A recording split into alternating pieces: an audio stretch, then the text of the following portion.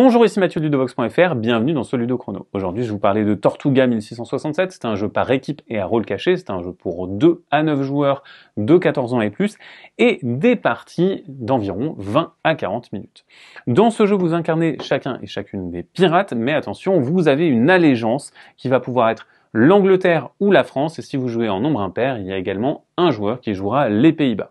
Vous êtes tous des pirates à bord de 2 bateaux, le Pavillon Noir et le Hollandais Volant, et il se trouve qu'entre vous, il y a l'île de Tortuga sur laquelle vous pouvez vous échouer, mais également un galion espagnol qui est plein de trésors. Le but de la partie sera de récupérer des trésors, mais attention, on va attaquer le galion espagnol pour récupérer les jetons trésors, mais vous voyez que chaque bateau a 2 cales. Il y a des cales qui vont vous permettre de faire gagner des points à la France et d'autres de faire gagner des points à l'Angleterre. Et il faudra que, en fin de partie, il y ait une majorité de trésors dans les cales de votre allégeance. Voilà pour le principe de la partie.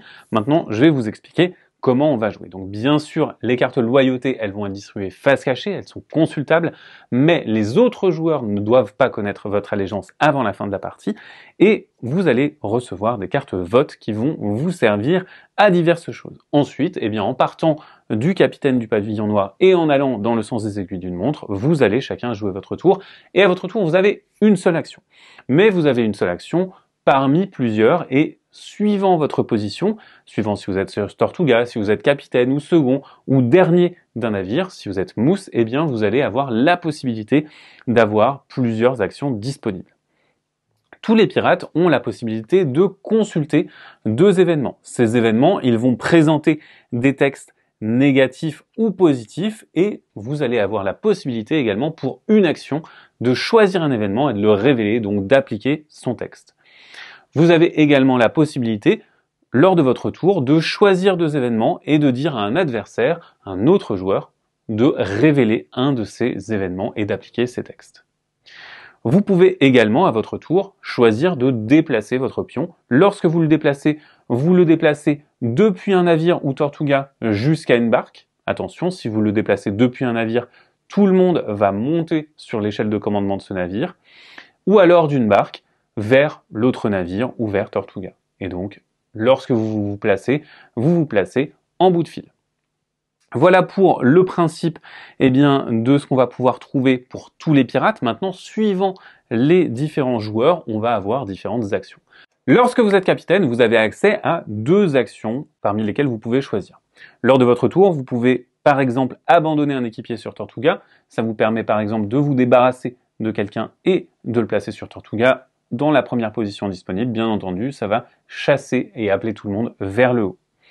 Vous avez également la possibilité d'appeler à l'attaque et vous allez essayer d'attaquer le galion espagnol pour récupérer un marqueur trésor. Lorsque vous faites ça, vous allez récupérer la première carte vote du paquet et chacun des joueurs qui est ici va jouer une carte vote de sa main.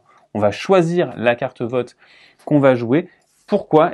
C'est que sur les cartes vote, on va avoir des informations qui sont relatives à l'attaque, aux rixes et aux mutineries. Je vous parlerai des rixes et des mutineries un petit peu plus tard. Pour réussir une attaque du galion espagnol, il vous faut du feu et il faut également un canon. Mais attention, il y a également des seaux d'eau et les seaux d'eau vont permettre d'éteindre un feu à chaque fois. Ici, par exemple, si moi je souhaite que cette attaque réussisse, je vais probablement plus jouer du feu. Et donc, une fois qu'on a fait ça, chacun a joué une carte, on mélange les cartes, on les révèle et on va regarder si l'attaque a réussi.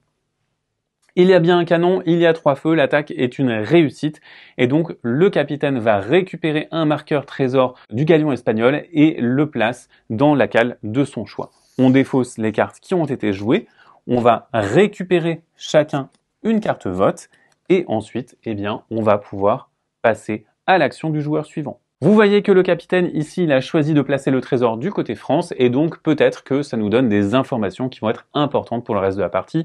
Si on est du côté Angleterre, on va le forcer à révéler des événements négatifs. Si jamais on est du côté France, on va essayer de l'aider dans ses prochaines tâches, etc. Mais bien sûr, on peut bluffer. Le second, le personnage en 2e position, il a la possibilité de faire un appel à la mutinerie.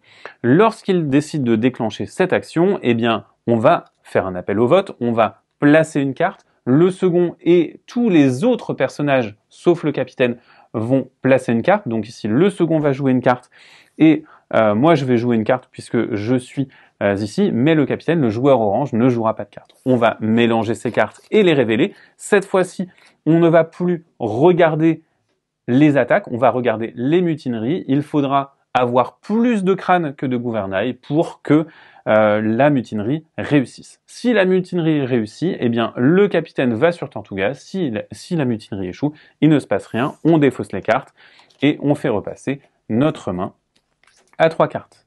Vous voyez que certaines cartes vont avoir 2 gouvernails et donc vont avoir plus de stabilité pour le capitaine. La dernière action qu'on peut faire sur le bateau, c'est si on est mousse, c'est-à-dire si on est en dernière position. Donc ici, on a un capitaine qui est capitaine, mais mousse aussi.